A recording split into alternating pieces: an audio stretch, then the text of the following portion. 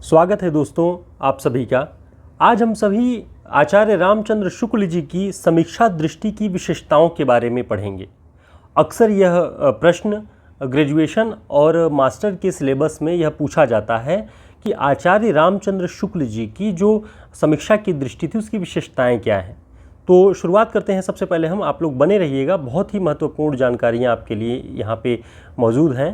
शुक्ल जी का परिचय हम देखते हैं कि हिंदी साहित्य में आचार्य रामचंद्र शुक्ल जी की प्रतिष्ठा और पहचान हिंदी साहित्य के प्रमुख इतिहासकार के रूप में ख्याति प्राप्त है। हिंदी साहित्य के इतिहास लेखन, हिंदी आलोचना और हिंदी निबंधों की दशा और दिशा को वैचारिक रूप से संपन्नता दिलाने में आचार्य रामचंद्र शुक्ल का महत्वपूर्ण योगदान है। इनका जन्म बस्ती जिले के अगौना नामक गांव में सन 1884 ईस्वी में हुआ। आप इसको ध्यान रखिएगा, कभी कभी कवियों के जन्मतिथि के क्रम वाले प्रश्न में यह काम आता है कि शुक्ल जी का जन्म सन 1884 ईस्वी में हुआ। बद्रीनारायण चौधरी जी के जो प्रेमघन के नाम से जाने जाते थे, उनके संपर्क में आने पर आचार्य रामचंद्र शुक्ल ने हिंदी साहित्य में लेखन का मार्ग पकड़ा। प्रेमघन जी की पत्रिका आनंद कादंबनी में भारत और वसंत नाम से आचार्य रामचंद्र शुक्ल जी का पहला निबंध या पहला लेख प्रकाशित हुआ था। इसे आप ध्यान रखेंगे कि प्रेमघन जी की पत्रिका थी आनंद कादंबनी और उसमें भारत और वसंत नाम से आचार्य शुक्ल जी का पहला लेख प्रकाशित हुआ था। शुक्ल जी का प्रसिद्ध निबंध कविता क्या है सरस्वती पत्रिका में प्रकाशित हुआ। तो यह पूछ लेता है कि शुक्ल जी का जो निबंध कविता क्या है वह किस पत्रिका में प्रकाशित हुआ था, तो सरस्वती पत्रिका में। उन्होंने सन 1912 ईस्वी में काशी नागरी प्रचारिणी पत्रिका का संपादन भार संभाला। तो जो नागरी प्रचारिणी पत्रिका का कार्यभार संपादक के रूप में शुक्ल जी ने कब संभाला? 1912 ईस्वी में। तो ये सारे तथ्य आपके लिए बहुत महत्वपूर्ण हैं। आगे हम जो समीक्षा दृष्टि पे बात करेंगे वह भी आपके लिए बहुत ही महत्वपूर्ण है। सन 1937 में काशी हिंदू विश्वविद्यालय के हिंदी विभाग के अध्यक्ष बने थे आचार्य रामचंद्र शुक्ल जी। बीमारी के चलते 2 फरवरी 1941 को शुक्ल जी का निधन हो गया था। तो 1941 में शुक्ल जी का निधन हो गया।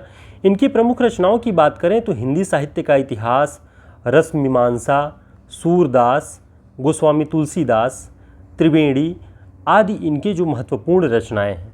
इन्होंने कुछ रचनाओं का संपादन कार्य भी किया, जिसे हम देख सकते हैं जायसी ग्रंथावली, भ्रमर गीत सार, तुलसी ग्रंथावली और कुसुम संग्रह।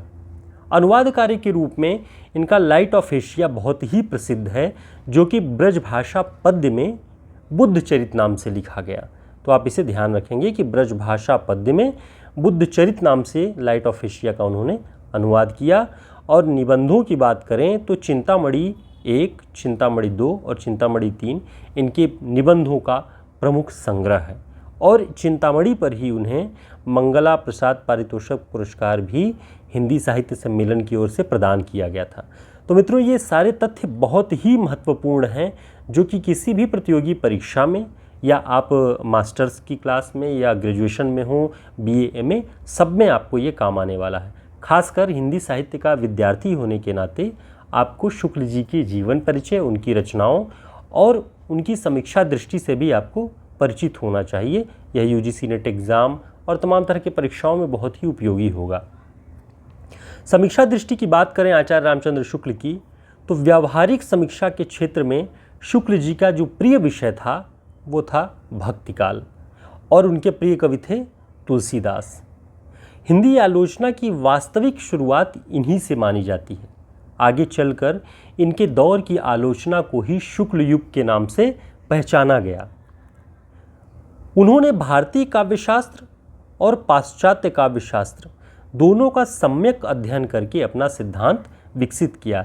इसलिए हम यह नहीं कह सकते कि आचार्य शुक्ल केवल भारतीय काव्यशास्त्र को ध्यान में रख के अपना सिद्धांत रचते हैं समीक्षा का।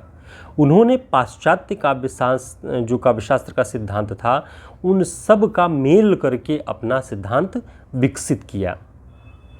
उन्होंने निम्न जो समीक्षा के रूप हैं उन्हें अपने समीक्षा प्रतिमानों के रूप में चुना, जैसे विरुद्धों का सामंजस्य, अब देखिए कि विरुद्धों का सामंजस्य क्या है। विरोधी तत्वों में एकता देखने के कारण शुक्ल जी ने इनमें सामंजस्य स्थापित करने वाले विचार रखे।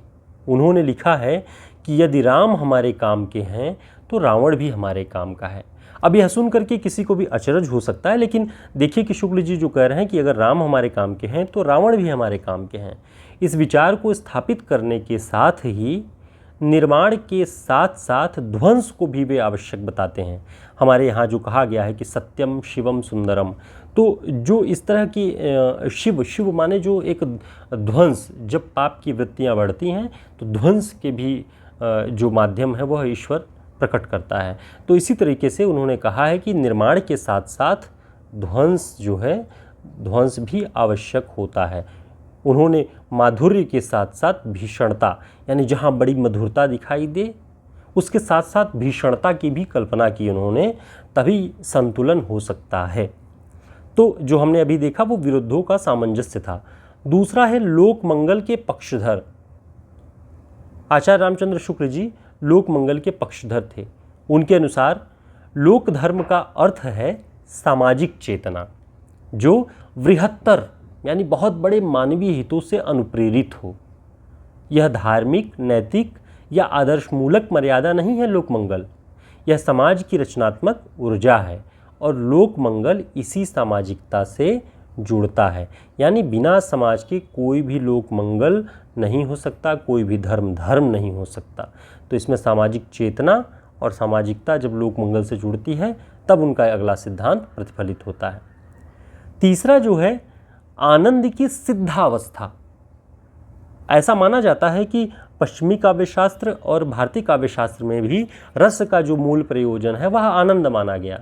कि जैसे मैथिली शरण गुप्त जी ने भी इसका एक तरह से खंडन किया था कि केवल मनोरंजन ही न कवि का धर्म होना चाहिए, किंतु इसमें यानी केवल मनोरंजन ही ना हो, केवल उपदेश ही ना हो, लोक भावभूमि से जुड़ता हुआ काव्य ही श्रेष्ठ काव्य माना जा सकता है।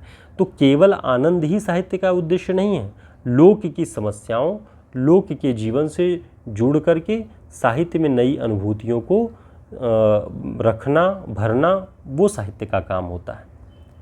अंतिम जो महत्वपूर्ण बिंदु है रसवादी दृष्टि। हमारे यहाँ भारतीय काव्यशास्त्र में रसवादी दृष्टियाँ, रसवादी आचार्य हुए हैं। एक बड़ी परंपरा रही है रसवादी आचार्यों की। शुक्ल जी रसवादी आचार्य माने जाते हैं। वे काव्य रस का उद्देश्य आनंद ही जो केवल मानते हैं, उन लोगों का विरोध करते हैं।